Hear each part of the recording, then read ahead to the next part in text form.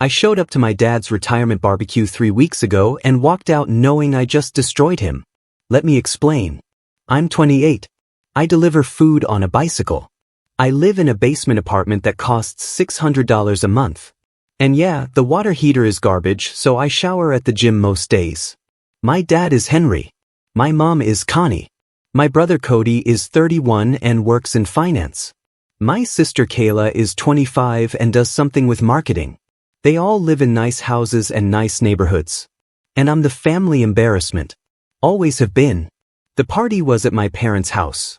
50+ people in the backyard. All his golf buddies and neighbors and work friends. I brought a gift card because that's what I could afford. $30 to some restaurant he likes. I figured I'd drop it off, eat some food, leave early. I hadn't seen my family in 8 months and that was fine by me. I walked through the side gate into the backyard and my dad saw me immediately. He was holding a microphone because of course he was giving speeches. The second he spotted me, he got this look on his face and I knew what was coming. He raised the microphone and his whole face changed into this performance of disgust. Hold up everyone. My biggest mistake just walked in. The entire yard went quiet. 50 people turned to stare at me. My mom stood up from her chair and started laughing. She actually said, "Jesus Christ, look at him." Still wearing the same shirt from 3 years ago. Which wasn't even true, but whatever. My dad kept going. He told everyone I was 28 years old and delivered Uber Eats on a bicycle. He said I couldn't even afford a moped. His golf buddies thought this was hilarious. My uncle Elliot, my dad's brother, jumped in and said his 16-year-old had a BMW. Everyone laughed harder. My dad kept the microphone. He told 50 people that I lived in a basement that smelled like piss and ramen. He said I showered at Planet Fitness because my landlord shut off my water. My brother Cody walked over, grabbed the gift card out of my hand, ripped it open, and announced to everyone that I'd brought a $30 gift card. He said, "Dad spends more than that on his morning coffee." Then he threw it at my face. My sister Kayla added that I got fired from a pizza place for stealing breadsticks, which also wasn't true, but the whole yard was eating it up. Some neighbor named Larry said, "Even crackheads have standards." Everyone laughed. My dad's face got serious then. He said I was embarrassing him in front of his friends and I needed to leave. Just like that. Leave now. I smiled. I'd been waiting 3 years for this moment. I pulled an envelope out of my jacket pocket and handed it to him. I said, "Read it tonight alone."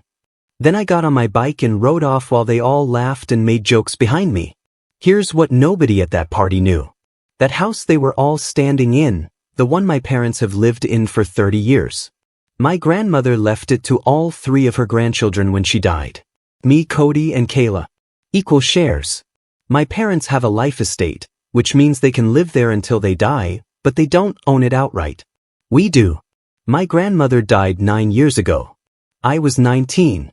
I just dropped out of college after 1 semester because I hated it and had no idea what I wanted to do with my life. My parents were furious. They said I was throwing my life away. Cody was in grad school. Kayla was getting straight A's in high school. I was the failure who couldn't hack it. When my grandmother's will was read, my parents explained it to us like they were doing us a favor. They said Grandma left the house in trust and we'd inherit it eventually, but they were managing everything. They said we didn't need to worry about any of it. I was 19 and stupid and dealing with my own mess, so I didn't ask questions. Cody and Kayla didn't either. We all just signed whatever papers the lawyer put in front of us and moved on. But about 3 years ago, I was going through some old boxes at my apartment and found a copy of the will. I read it carefully, really carefully.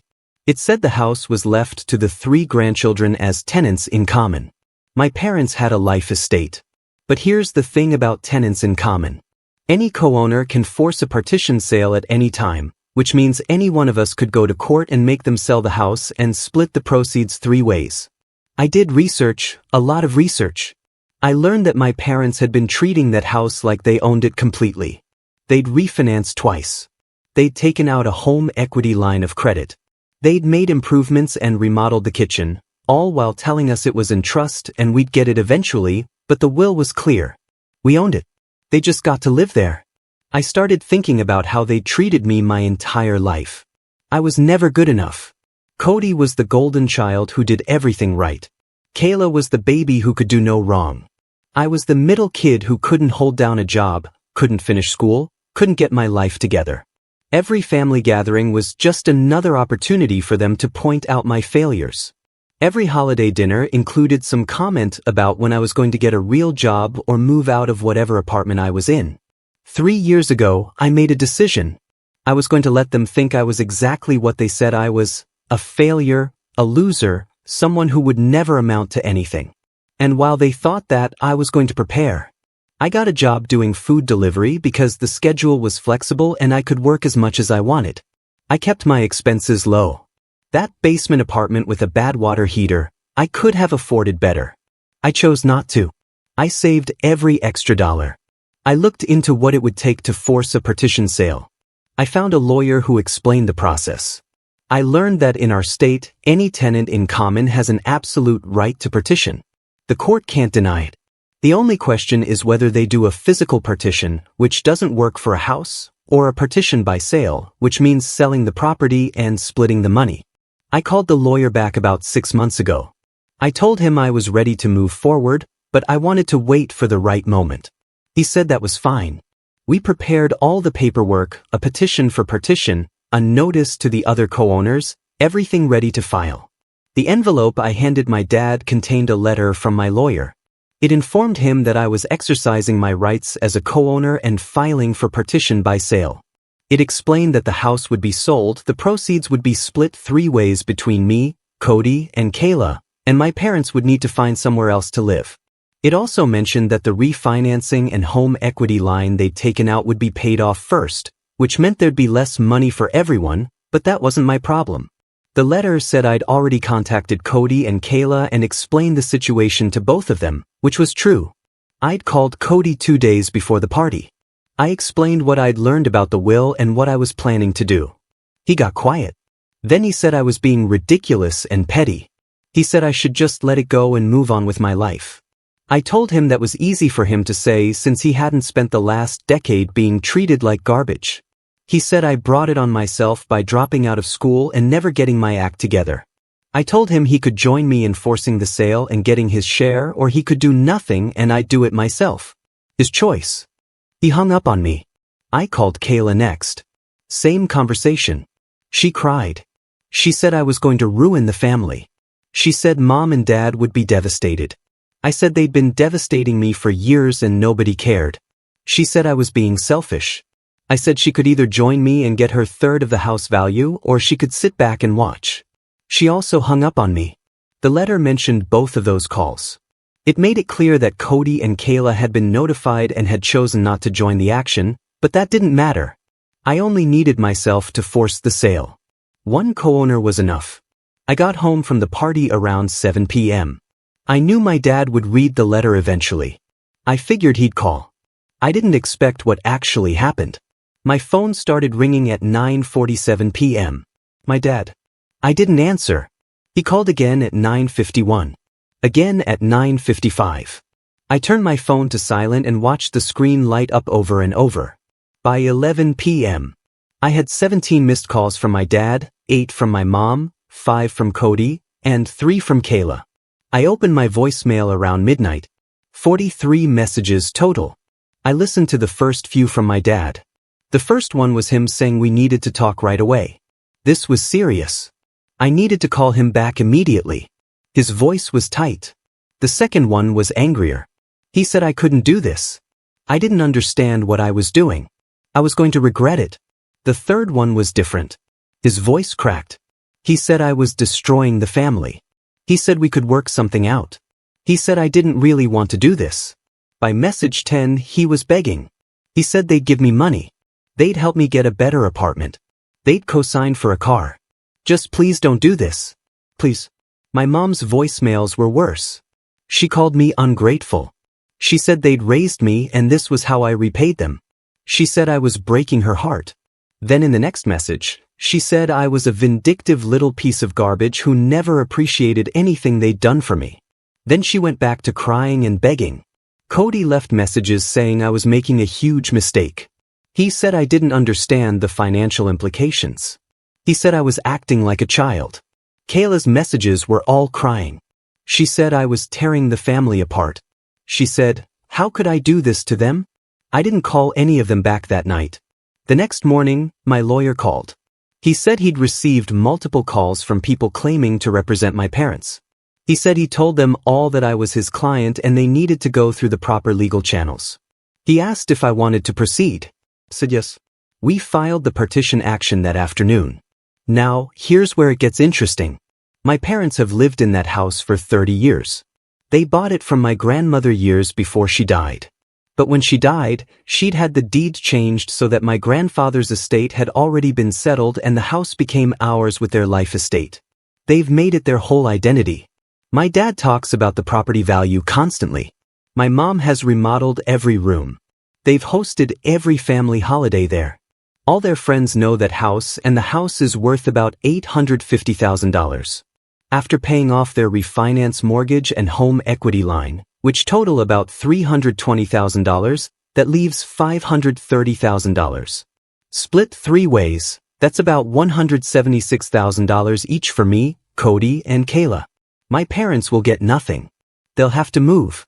They're both 61 years old, and they'll have to figure out where to go and how to afford it on whatever retirement savings they have, which I'm guessing isn't much based on how much they've borrowed against the house.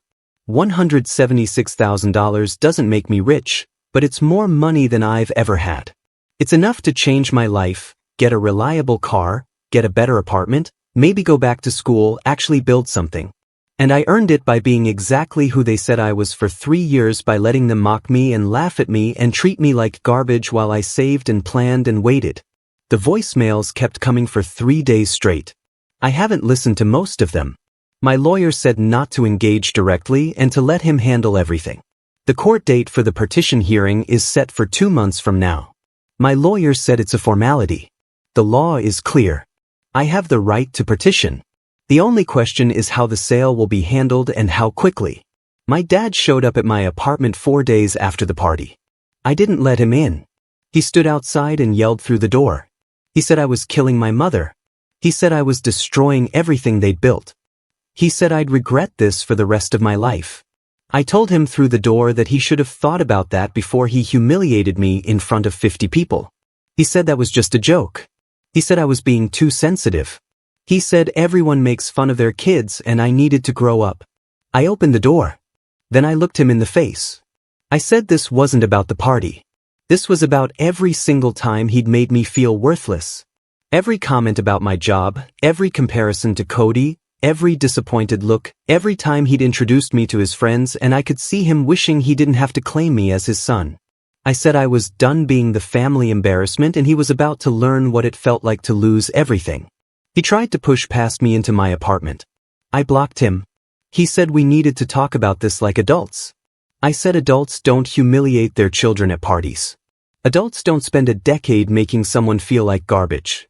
I shut the door in his face. I'm writing this now for Hidden Lies because I need to tell someone what's happening and I can't talk to anyone in my family. My coworkers don't know any of this. My friends have heard bits and pieces but not the whole story. I needed to get it out somewhere. The partition sale is moving forward. My parents are going to lose their house. Cody and Kayla are furious with me, but they're going to get money out of it, whether they want to or not. My entire family thinks I'm destroying everything over a grudge. But I'm not. I'm taking what's legally mine, what was always mine, and I'm done being treated like I don't matter. Update 1.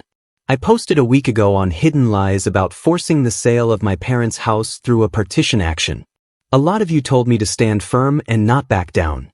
Some of you said I was being too harsh. I'm not backing down, but I need to update you because this situation has spiraled in ways I didn't expect. The day after I posted, my Uncle Elliot showed up at my apartment. This is the same uncle who made the BMW comment at the party. He knocked on my door around 6 p.m. on a Thursday. I looked through the peephole and saw him standing there in his golf clothes, looking uncomfortable. I opened the door, but didn't invite him in. He started by saying he wasn't there to take sides.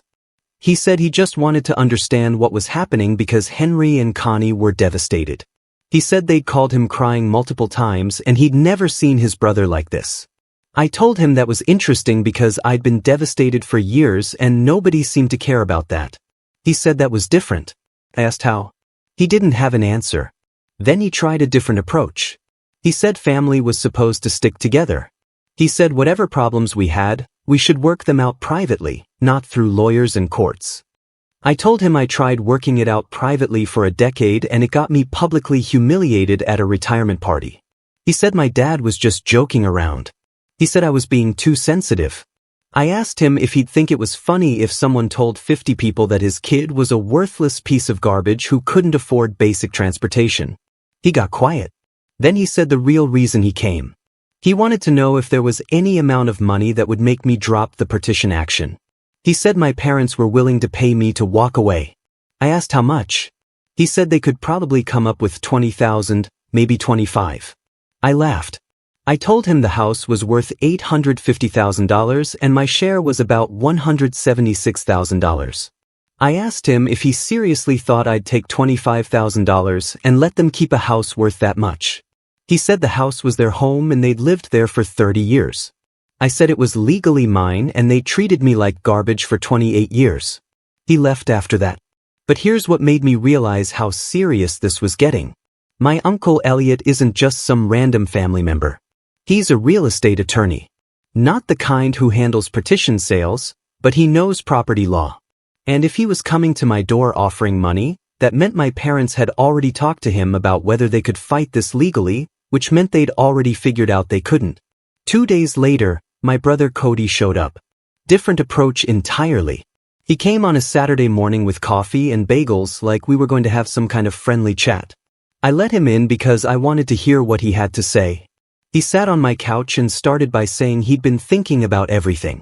He said he understood why I was angry. He said the party was out of line and Dad shouldn't have said those things, but then he said I was making this about the wrong thing. He said this wasn't really about the house. This was about my pride being hurt. He said I was trying to punish our parents for hurting my feelings and that was immature. I asked him if he remembered the last family dinner we had together. He said he didn't. I said it was Thanksgiving 2 years ago. I told him I remembered it perfectly. I'd shown up with a pie from the grocery store because I couldn't afford to make one from scratch. Mom made a comment about it. Then during dinner, Dad asked me when I was going to get a real job. Cody jumped in and said he knew someone who was hiring for warehouse positions if I was interested. Kayla said maybe I should try going back to school part-time. Everyone had suggestions for how I could fix my life. Nobody asked if I was okay. Nobody asked if I liked what I was doing. They just spent 2 hours telling me everything that was wrong with me. Cody said he didn't remember it being that bad. I said that's because he wasn't the one being criticized. He said maybe people were trying to help. I told him that helping would have been offering support or encouragement. What they did was make me feel like I was failing at being human. Then Cody switched tactics. He said even if I was right about how they treated me, forcing them out of their house was too extreme. He said they were getting older and this kind of stress could seriously affect their health. He said Mom had been crying for days. Dad wasn't sleeping. They'd both lost weight. He asked me if I really wanted to be responsible for making my parents sick. I told him I wasn't responsible for their reaction. I was exercising my legal rights to property that was left to me. He said it wasn't that simple. He said the will gave them a life estate, which meant they were supposed to be able to live there until they died. I told him to go read the actual law. A life estate doesn't prevent a partition sale. It just means they have the right to live there until the property is sold and then that right ends. The law is clear. Any tenant in common can force a partition at any time for any reason. Their life estate doesn't stop me. Cody got frustrated then. He said I was hiding behind legal technicalities to justify being cruel. I said I was using the law to protect myself from people who'd been cruel to me my entire life. He said I was exaggerating. I asked him to name one time in the last 10 years when Mom or Dad had said they were proud of me. One time he couldn't. Then he asked what it would take to make this go away. I said nothing. He said everyone has a price. I told him I'd already been offered $25,000 by Uncle Elliot and it wasn't enough. He looked surprised that I knew about that. He said, "What if they went higher? What if they offered $50,000? I said, "No." He asked what my number was. I said there wasn't one. The house was getting sold and I was getting my share. He could either join me and get his share too, or he could sit back and watch, but either way, it was happening. He left angry. But I noticed something. He didn't argue with the legal facts. He didn't say, I couldn't do this. He only argued that I shouldn't, which told me he'd already looked into it and knew I was right. Then things got complicated in a way I didn't see coming. My sister Kayla posted something on social media. I don't follow her anymore, but a friend sent me a screenshot. She didn't name me directly, but it was obvious. She wrote about how family was supposed to support each other through hard times. How some people hold grudges instead of choosing forgiveness. How she was watching someone destroy the people who raised them over hurt feelings and pride. How heartbroken she was to see this happening. The comments were full of people supporting her, talking about how terrible it must be to watch a family member do this, how some people never appreciate what they have until it's gone. A few of her friends commented saying they'd heard about the situation and couldn't believe someone would do this to their own parents. She told people. She told her friends enough details that they knew it was about me in the house. I wanted to respond. I wanted to comment on that post and tell everyone the full story. I wanted to explain exactly why I was doing this and what they'd done to me, but my lawyer had told me not to engage on social media. He said anything I posted could potentially be used in court, so I didn't respond. But it made me furious that she was playing victim when she'd been part of the problem. Because Kayla wasn't innocent in all this. Every time the family criticized me, she joined in. Every time they made comments about my life, she added her own observations about how I could do better. She acted like she was trying to help, but it was just another form of judgment. And now she was posting on social media about how hurt she was that I was doing this. Then my parents escalated. They filed a motion with the court. My lawyer called me on a Monday afternoon to tell me about it. They were trying to delay the partition sale. Their argument was that the life estate gave them the right to remain in the home and that forcing a sale would violate that right. My lawyer said it was a weak argument and wouldn't work, but it would slow things down. The hearing date would get pushed back while the court considered their motion. I asked how long. He said probably another 2 months, maybe 3. I asked if this would actually stop the sale. He said no. The law was clear and we'd win, but it would delay everything and create more legal expenses. My parents had hired an attorney and were fighting back. I asked who their attorney was. He told me the name and I looked him up. Real estate litigation specialist. Expensive, which meant my parents were spending money. They probably didn't have to fight this. Money that would ultimately come out of the house value when it sold, which meant less money for all 3 of us in the end. They were burning cash to delay the inevitable. That night, I got a text from Cody. He said we needed to talk in person and it was urgent. I ignored it. He texted again an hour later. He said Mom and Dad had taken out the home equity line to pay for Kayla's college and his graduate school. He said if the house got sold, they'd have nothing left after paying off the debt. He said I was basically stealing the money they'd spent on my siblings' education. I called him. I asked him when exactly they took out that home equity line. He said about 7 years ago. I asked him why they took it out. He said for education expenses. I asked why they needed to borrow money for that. He got defensive. He said graduate school was expensive and Kayla's undergrad wasn't cheap either. I asked him why they didn't use savings. He said they didn't have enough savings. I asked him why they didn't ask us to take out our own student loans like normal people. He said they wanted to help. Then I asked him the question I'd been holding back. I asked him if they'd offered to help pay for my college when I went for that one semester.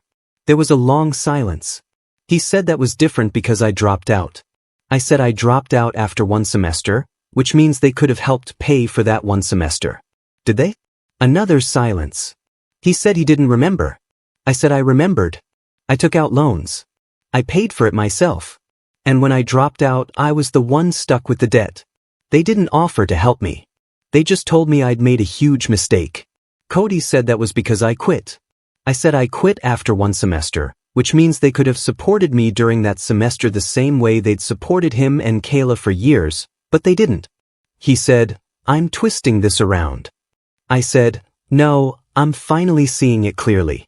They spent hundreds of thousands of dollars on his and Kayla's education by borrowing against a house that belonged to all three of us. They used my asset to pay for their futures while leaving me with nothing. And now he wanted me to feel bad about taking my share. He hung up on me, but I'd gotten my answer. The home equity line that was going to reduce all of our shares, that was money spent on Cody and Kayla, not on me. They'd literally borrowed against my inheritance to invest in my siblings. I called my lawyer the next day. I told him what I'd learned. He said it didn't change anything legally. The house would still be sold and the debt would still be paid off first. But he said it might be useful information if my parents tried to argue that the partition would cause them undue hardship. I could point out that they'd created their own hardship by borrowing against an asset they didn't fully own.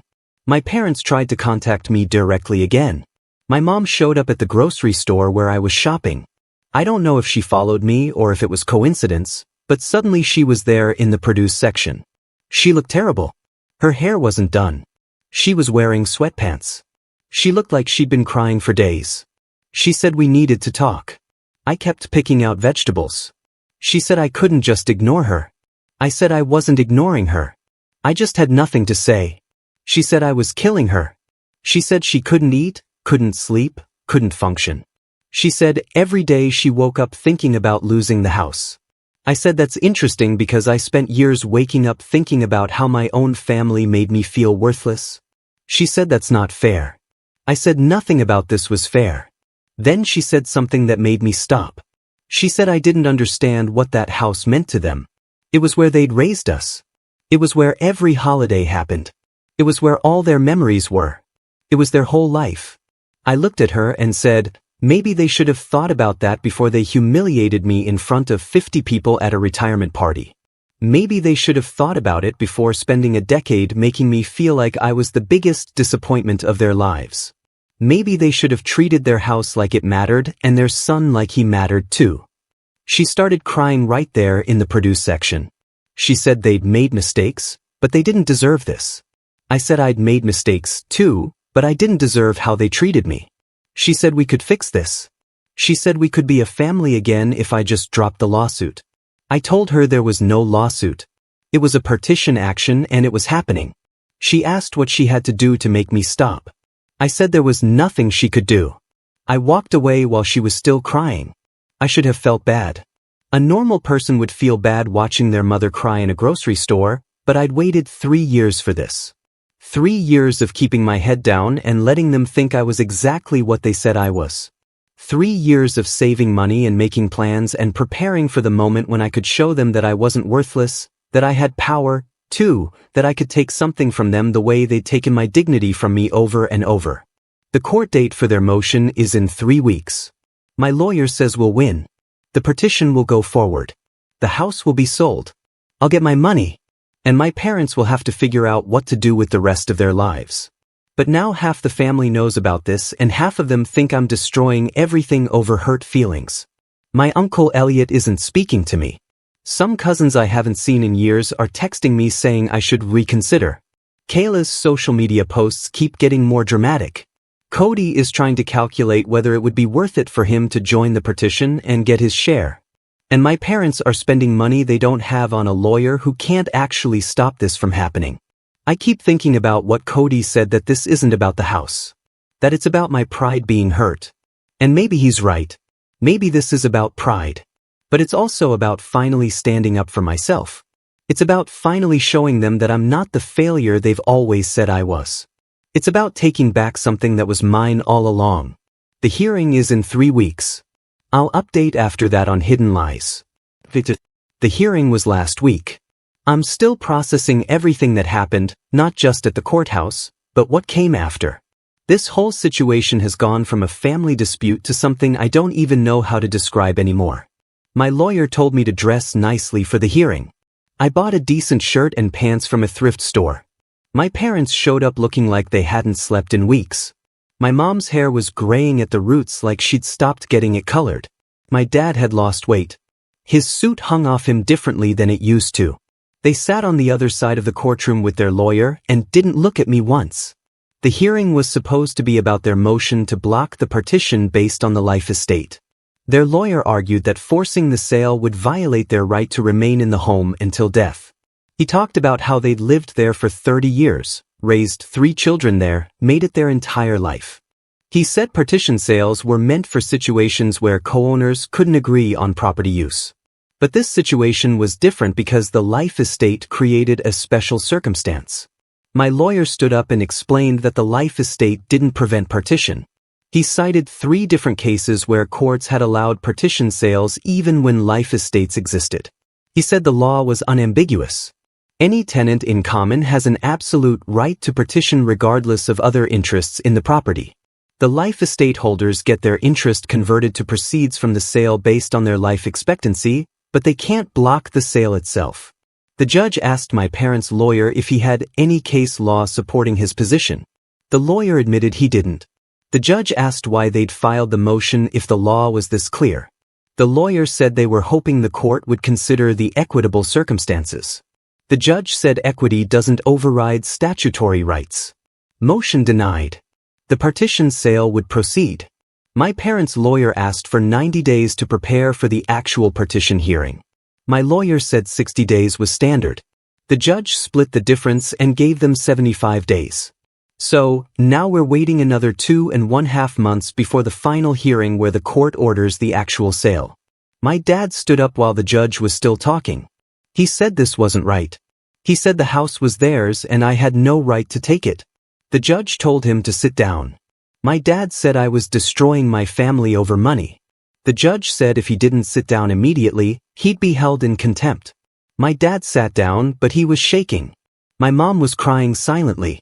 We left the courthouse separately. I went to my car and just sat there for a while. I'd won. The partition was happening, but watching my dad lose control like that in court made something shift. Not regret exactly, more like this realization that I'd actually done it. I'd backed them into a corner they couldn't get out of. 3 years of planning and it was working exactly like I'd wanted. I drove home and tried to go back to work like normal. But 2 days later, Cody called me. Not texted, actually called. I almost didn't answer, but something made me pick up. He said he'd been thinking about everything since the hearing. He said he'd talked to a lawyer of his own, not the family lawyer, his own lawyer. And his lawyer told him that if the partition was happening either way, he should join it and get his share because if he didn't, the house would still be sold, but he'd be leaving $176,000 on the table for no reason. I asked him what changed his mind. He said watching mom and dad at the hearing, seeing how much they'd aged, realizing they'd spent their whole lives building something and now it was getting taken away. He said if that's what was happening to them, he wasn't going to let it happen to him, too. He was getting his share. I asked him if he'd told our parents yet. He said no. He wanted to talk to me first. He said we could coordinate with our lawyers and join the partition together. Present a united front. I asked him what Kayla thought. He said he hadn't told her either, but she'd figure it out when the legal papers arrived. We talked for over an hour. He told me he'd gone back and looked at the actual will after our last conversation. He'd read it carefully and he'd realized I was right about the home equity line. Our parents had borrowed against an asset that belonged to all 3 of us, used that money for him and Kayla, and never asked me or included me in that decision. He said when he really thought about it, that wasn't fair. He said he'd benefited from my inheritance without realizing it, and now that I was taking my share, he should take his too. But then he said something that made me pause. He said this wasn't just about the money anymore. This was about the fact that our parents had always treated us differently. He'd been the golden child. Kayla had been the baby. I'd been the problem. And he said he'd never questioned that dynamic because it worked in his favor. But watching this unfold made him see how much they'd failed me. And if they'd failed me that badly, maybe they'd failed him too, by making him think that was okay. I didn't know what to say to that. For 3 years, I'd been angry at all of them. My parents for how they treated me, my siblings for going along with it. But here was Cody admitting that he'd seen it and ignored it because it benefited him. That's not the same as an apology, but it's something. He filed his joiner to the partition 3 days later. Now it's both of us forcing the sale. The house will still sell. The proceeds will be split 3 ways. But now our parents have lost 2 of their 3 children in this fight instead of just 1. Kayla found out when the legal papers were served. She called me screaming. She said I'd turned Cody against the family. She said I'd poisoned him with my bitterness and now he was destroying Mom and Dad too. I told her I didn't make Cody do anything. He made his own choice based on his own interests. She said he would never have done this if I hadn't started it. I said maybe he would have if he'd thought about it clearly instead of just following what our parents wanted. She asked me if I was happy now. If this was what I wanted. 2 against 2 with her stuck in the middle. I told her she wasn't stuck anywhere. She could join us and get her share too. She said she'd never do that. She said some things were more important than money. I said she only thought that because she'd already gotten her money through the home equity line that paid for her college. She hung up on me. My parents found out about Cody joining when their lawyer called them. My mom showed up at Cody's house that same day. He told me about it later. She rang the doorbell and when he answered, she started hitting him. Not hard. Just hitting his chest and arms while crying and asking how he could do this to them. His wife had to pull her away and get her to sit down. My mom told Cody he was killing her. She said losing the house was bad enough, but losing both her sons was going to destroy her. She said she'd given him everything. She'd sacrificed for him. She'd put him through school and supported his career and helped him buy his first house, and this was how he repaid her. Cody said he tried to explain about the home equity line, about how they'd used our inheritance to pay for his education, about how that wasn't fair to me. My mom said life isn't fair, and he needed to grow up and understand that. She said parents make choices about how to allocate resources and children don't get to question those choices years later. Cody said actually they do when those resources were legally the children's property to begin with. My mom left crying, but she came back the next day with my dad. They both tried to convince Cody to withdraw from the partition. They said if he did, they'd find a way to pay him the money he would have gotten. They'd take out a loan or something. Cody asked them how they'd qualify for a loan at their age with their current debt level. My dad said they'd figure it out. Cody said no. The house was getting sold. He was getting his share. They needed to accept that. My dad said Cody was dead to him. Just like that. He said if Cody went through with this, then he no longer had a son named Cody. My mom told him not to say that. My dad said he meant it. Cody had been his pride and joy, the son who did everything right. And now he was betraying them just like I had. Worse than me, actually, because he'd known better and done it anyway. Cody told them to leave. They wouldn't. They sat in his living room and kept trying to convince him. They were there for 3 hours. Cody finally told them if they didn't leave, he'd call the police. My dad said, go ahead, call them. See if they'll arrest a father for trying to save his own home. Cody called anyway. My parents left before the police arrived, but the whole neighborhood saw them leaving and saw the police car pull up. Now, Cody's neighbors know something is happening. The next day, I got a message from one of my cousins. She said the whole extended family was talking about this. She said, Uncle Elliot had told everyone that Cody and I were forcing our parents out of their house. She said, some people were saying we were being vindictive and cruel. Others were saying if Grandma left us the house, then we had the right to it, but everyone was picking sides. The family was splitting over this. I went to a family barbecue at my aunt's house on a Saturday. My mom's sister. I wasn't sure if I should go, but I wanted to see who would actually talk to me. My aunt let me in, but she was cold. She said she was disappointed in how I was handling things. I said she didn't know the full story. She said she knew enough. Half the people there wouldn't speak to me. The other half were cautiously polite. My cousin Jet, who's close to my age, pulled me aside. He said he'd heard everything from multiple people. He said, honestly, it sounded like my parents had screwed me over for years, and I was finally doing something about it. He said, more power to me, but he also said I should be prepared for the fact that most of the family was going to side with my parents because that's what families do. They side with the older generation even when they're wrong. Then my Uncle Elliot showed up. He saw me and walked straight over. He said I needed to leave. I said I was invited. He said he didn't care. This was a family gathering and I wasn't acting like family. I said I was family whether he liked it or not. He said family doesn't destroy each other over property. I said family doesn't humiliate each other at retirement parties either. But here we were. My aunt stepped in and said everyone needed to calm down. Uncle Elliot said there was nothing to calm down about. I was forcing his brother out of his home, and now I'd convinced Cody to join me. I said I didn't convince Cody of anything. Cody made his own choice. Uncle Elliot said, Cody never would have done this if I hadn't started it. I left before it turned into a bigger scene. But driving home, I realized something. This wasn't just about me and my parents anymore. This wasn't even just about me and my siblings. This was about the entire family structure.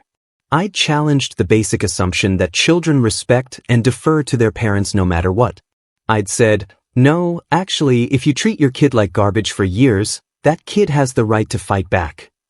And that idea was threatening to everyone who'd ever been on the parent side of that dynamic. Kayla posted again on social media. This time she named Cody specifically. She said she couldn't believe her own brother had turned against their parents. She said she'd always looked up to him and now she didn't know who he was. She said some people would do anything for money, even if it meant destroying the people who loved them. The comments were brutal. Some people were supporting her. Others were asking what the full story was. One person said it sounded like there was more going on than she was sharing. Cody commented on her post. He said she should take it down because she didn't understand the full legal and financial situation. She responded that she understood perfectly. He was choosing money over family. He deleted his comment and called her instead. They fought for 45 minutes. He told me later that she'd said he was just as bad as me now, that he'd chosen to side with the family failure instead of standing with her and their parents. He said he tried to explain about the home equity line and the unfair treatment, but she wouldn't hear it. My parents put their house on the market themselves. Before the court ordered the sale, my lawyer called me and said they'd listed it as for sale by owner. I asked if they could do that. He said technically yes, but it wouldn't stop the partition action. If they sold it themselves, the proceeds would still have to be divided according to the ownership structure, and they couldn't sell it without all three co-owners agreeing to the sale terms. So basically, they were trying to control the sale process, but they still couldn't keep the money. I drove by the house. There was a for sale sign in the yard, my childhood home with a sign in front of it. I'd imagined this moment for 3 years. I'd imagined how good it would feel to see them lose the thing they cared about more than they cared about me. But actually seeing it felt different. Not bad exactly, just different, more real, more permanent. The listing price was $899,000, higher than what I'd estimated. My lawyer said they were probably trying to maximize the proceeds so they'd have more money after paying off their debts. But he also said the market had cooled and they might not get that price. We'd see what happened. Cody called me that night. He said he'd seen the listing too. He asked me if I felt guilty. I said no. He said he did a little. Not enough to stop, but enough to feel it. I asked him what he felt guilty about. He said about mom and dad losing their home, about the family being torn apart, about Kayla hating both of us now. But then he said he also felt angry because they'd created this situation by treating me the way they did and borrowing against the house the way they did. So the guilt was mixed with anger and he didn't know what to do with that. I told him I'd stopped feeling guilty after the retirement party. That was the moment when whatever part of me still cared about their feelings died completely. He said he wished he'd been there to see it, not because he wanted to see me humiliated, but because he wanted to understand exactly what happened that made me decide to do this. I said he could have been there. He'd been invited. He said he'd had other plans. I said, that's the point. He always had other plans when it came to choosing between our parents and me. The partition sale hearing is in 75 days. The house might sell before then, or it might not, and the court will order it sold at auction. Either way, it's happening. My parents have lost. I've won. Cody's won too. Now, Kayla's going to get her share whether she wants it or not. And the family is completely fractured in ways I don't think can be repaired. Someone commented on my first post on Hidden Lies saying I should be prepared for the fact that this might destroy more than just my relationship with my parents. They were right. This is destroying everything. But I'm not stopping. I can't stop now even if I wanted to. The legal process is in motion. The house is getting sold. The money is getting divided. And everyone is going to have to live with what comes after. Final update. The house sold 6 weeks ago. I'm writing this for Hidden Lies because some of you asked for a final update and because I need to process what happened. This isn't a redemption story.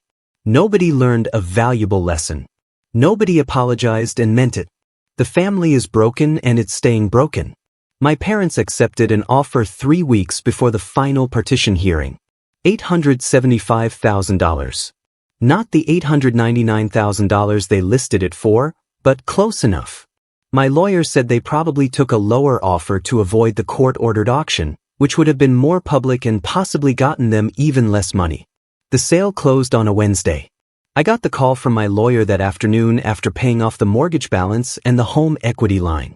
After paying all the legal fees and closing costs, there was $512,000 left divided 3 ways. $170,667 for each of us. Slightly less than I'd calculated originally, but still more money than I'd ever had in my life. The money hit my account 2 days later. I checked my banking app and saw the number and just stared at it for probably 10 minutes. 6 figures in my account. Money that was legally mine. Money I'd fought for. Money I'd destroyed my family to get. I bought a car that weekend. Nothing fancy. A used Toyota that was 4 years old and had reasonable mileage, but it was mine and it was reliable and I didn't have to ride a bicycle in the rain anymore. I drove it to work on Monday and one of my coworkers asked if I'd won the lottery. I said something like that. I put most of the rest in savings. I moved to a better apartment, one with working hot water and heat that actually keeps the place warm. I'm still doing food delivery because the money isn't going to last forever if I'm not careful, but I'm doing it by choice now instead of necessity. I'm thinking about going back to school, but I haven't decided yet. Cody got his money the same day I did. He called me that evening. He said he'd transferred most of it to investment accounts. He said it would help with his kids' college funds and maybe let him retire a few years earlier than planned. He said it was strange having this much money that came from destroying our parents' lives. I said it wasn't strange at all. It was exactly what should have happened. Kayla got her money too. She didn't want it. She tried to refuse it. Apparently, she called the title company and said she wasn't accepting her portion. They told her it didn't work that way. The money was hers whether she wanted it or not. She could donate it if she wanted, but they were transferring it to her account regardless. So, she got $170,667 that she never asked for and openly resents having. She posted about it on social media. She said blood money doesn't spend well. She said she'd gotten a third of the value of her parents' home against her will and she'd never wanted any of it. She said some people destroy families over greed and force everyone else to participate in their cruelty. The comments were split. Some people saying she should donate it to charity if she felt that way. Others saying she was being dramatic and should just accept the money and move on. One person said if she really didn't want it, she should give it to her parents. I'm guessing that person didn't understand the situation. My parents had to be out of the house by closing day. Cody told me they'd been packing for 2 weeks. They'd lived in that house for 30 years and they had to pack up 3 decades of their lives and figure out where to go. They'd been looking at apartments, but everything in their price range was small and in worse neighborhoods than they were used to. They'd also been looking at buying something smaller, but they couldn't qualify for a mortgage. Too much debt, not enough income now that my dad was retired. They ended up renting a 2-bedroom apartment about 20 miles from where the house was. Kayla helped them move. She took time off work and spent 3 days packing their stuff and loading a moving truck. She posted photos of herself carrying boxes. She wrote about how hard it was watching her parents lose everything. How they'd built that house into a home and now they were living in a small apartment with thin walls and a parking lot view. Cody didn't help them move. He said he couldn't take the time off work. I think he just couldn't face them. I definitely couldn't face them, so I didn't even consider helping. My dad tried calling me the week after the sale closed. I didn't answer. He left a voicemail. He said I'd gotten what I wanted. I'd destroyed them. I'd taken their home and their dignity and their future. He said I should be proud of myself. He said he hoped the money was worth it. He said he hoped I could live with what I'd done. Then he said he never wanted to see me or hear from me again. He said as far as he was concerned, he didn't have a son named Jet anymore. But I didn't want to be his son anymore anyway. My mom called me a few days later. Different approach. She said they were settled in the apartment. She said it was small, but they were managing. She said she wanted me to come visit so I could see what my actions had led to. She said maybe if I saw them living in this tiny space with barely any room for their furniture, I'd understand what I'd done. I told her I understood perfectly. I'd exercised my legal rights to property that was mine. She said it was more than that and I knew it. She said I'd wanted revenge and I'd gotten it. She asked if I felt better now. I said yes, actually I did. She said I was lying to myself. I said I'd spent 3 years planning this. And every single day of those 3 years, I thought about the retirement party and every comment before that. And I'd been waiting for this exact outcome. She said, I was sick. I said, maybe, but I was sick and $170,000 richer, so I take it. She hung up. She hasn't called since. The extended family drama continued for a while. Uncle Elliot sent me a long text message. He said I destroyed his brother's retirement. He said they'd worked their entire lives to build something and I'd taken it away in a matter of months. He said family was supposed to protect each other and I'd done the opposite. He said I was everything wrong with my generation. Entitled, selfish, willing to destroy anything for money. I didn't respond. My aunt, my mom's sister, uninvited me from all future family gatherings. She sent me a message saying I was no longer welcome at holiday dinners or birthdays or any family events. She said what I'd done was unforgivable and she didn't want her children exposed to someone who could treat their own parents this way. I told her that was fine. I hadn't planned on going anyway. My cousin Jet, the one who'd been somewhat supportive, reached out to check on me. He said the family was completely divided now. Some people thought I was justified. Most people thought I was cruel. He said holiday gatherings were going to be awkward for years. I said that wasn't my problem. He said it kind of was since I'd caused it. I said my parents caused it by treating me like garbage for a decade. He said both things could be true. Cody and Kayla aren't speaking. She blames him for siding with me. She told him he'd chosen money over family and she'd never forget it. He told her she could think whatever she wanted, but he'd made the right choice based on the legal and financial reality. She said legal and financial reality didn't matter when you were destroying your parents. He said maybe she should think about why the parents had put themselves in a position where their children could legally force the sale of a house they didn't fully own.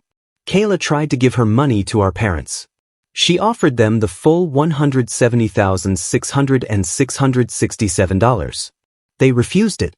My mom told her they couldn't take her money. Kayla said it was their money. Really? My mom said no. It was money from the sale of the house and taking it would feel like accepting what had happened. Kayla insisted. My parents still refused. So now Kayla has $170,000 she doesn't want and can't give away and resents every time she thinks about it. I ran into my dad at a hardware store about 3 weeks after the sale. Pure coincidence. I was buying supplies for my new apartment. He was in the plumbing aisle. We saw each other from about 15 feet away. He stared at me. I stared back.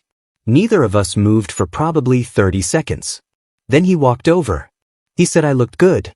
New clothes, better than the shirt I'd been wearing at the retirement party. I said the money had helped. He flinched. He asked if I was happy now. I said I was happier than I'd been in 10 years. He said I'd destroyed the family for money. I said no. I'd reclaimed what was legally mine after the family destroyed me for years. He said those weren't the same thing. I said they were to me. He asked if I ever thought about what I'd done to them, if I ever felt guilty. I said, no, not even a little bit. He asked how I could live with myself. I told him I'd been living with myself just fine for 3 years while I planned this. Living with the outcome was easy. He said I'd regret this eventually when I was older and understood what family meant. I told him I understood what family meant. It meant people who were supposed to love you unconditionally, but actually only loved you when you met their standards. It meant people who humiliated you publicly and expected you to take it. It meant people who borrowed against your inheritance to pay for your siblings' futures while leaving you with nothing. He said I was twisting everything. I said I was seeing everything clearly for the first time. He started to say something else, but I walked away. I didn't need to hear it. I'd said what I needed to say. I saw the apartment building where they're living now. I drove past it one day out of curiosity. It's not terrible, but it's not great. Small building, older construction, The kind of place people live when they're starting out or when something went wrong. Not the kind of place people retire to after 30 years of marriage and home ownership. I should have felt something looking at that building. Guilt or regret or something. But I didn't. I just felt satisfied. They'd spent decades making me feel small and worthless. And now they were living small. And I was moving forward with money and options and a future I'd built by refusing to accept their version of who I was. Some of you commented on my first post on Hidden Lies saying this would destroy more than just my relationship with my parents. You were right. My relationship with Kayla is gone. She'll never forgive me for this. My relationship with my parents was already gone, but now it's permanently, irrevocably destroyed. Most of my extended family won't talk to me. The ones who do talk to me do it carefully, like I'm dangerous. Cody and I talk sometimes. Not often, but sometimes. We have this shared understanding now. We both did something that the family will never forgive. We both chose money and justice over maintaining peace. We both decided that being right was more important than being liked. I don't know if that makes us closer or just makes us both outsiders together. My parents are 61 years old, living in a 2-bedroom apartment they never wanted. They'll probably have to work longer than they planned. They'll have to adjust their retirement expectations. They'll have to live with the fact that the home they spent 30 years building is gone. And 2 of their 3 children made that happen. I'm 28 years old with $170,000 in the bank and a car that starts every morning and an apartment where the heat works. I'm not rich, but I'm stable in ways I've never been before. I'm not delivering food forever. I'm figuring out what comes next. The retirement party was 3 months ago. My dad grabbed a microphone and told 50 people that I was his biggest mistake, that I delivered food on a bicycle, that I lived in a basement that smelled like piss and ramen, that I was embarrassing him in front of his friends. I handed him an envelope with a letter from my lawyer. By midnight, he was begging me not to destroy him. 3 months later, his house is sold. The money is divided. The family is fractured beyond repair. And I'm not sorry. A few people asked on Hidden Lies if this was worth it. If destroying my family over money was really the answer. But that question misses the point. This was never about money. The money was just the tool. This was about showing them that I wasn't worthless. That I wasn't the failure they'd spent years saying I was. That I had power to. That I could take something from them the way they'd taken my dignity from me over and over. Was it worth it? Every single day of the 3 years I planned this, every dollar I saved, every time I let them mock me while I built my case, every moment of the partition action, every penny of the $170,667. Worth it. My dad said I was his biggest mistake at that party. Turns out his biggest mistake was underestimating exactly how much damage that mistake could do when it finally fought back.